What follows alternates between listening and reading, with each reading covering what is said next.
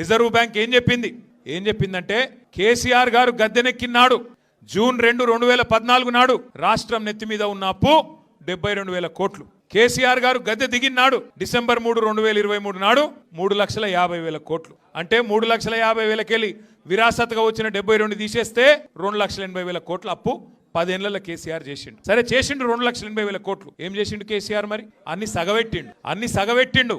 ఏం సగబెట్టిండు?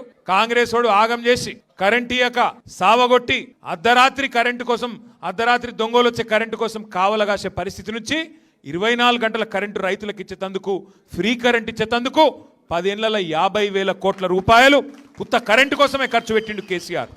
అట్లాగే 1,00,000 కోట్లు, 93,000 కోట్లు కరెక్ట్గా చెప్పానంటే కాళేశ్వరం లాంటి ప్రాజెక్టు కట్టి మొత్తం గోదావరి పరివాహక ప్రాంతంలో బెహతరీన్గా నీళ్ళిస్తే ఇవాళ మొత్తం వరి ధాన్యం ఉత్పత్తిలో భారతదేశంలో నెంబర్ 1 రాష్ట్రం చేసిండు కేసీఆర్.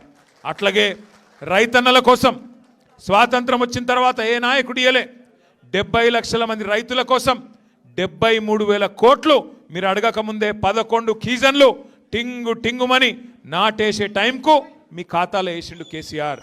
ఇంటింటికి నల్లబెట్టి 40,000 కోట్ల రూపాయలు ఖర్చు చేసి మరి బ్రహ్మాండంగా నీళ్ళు ఇచ్చిండు కేసీఆర్.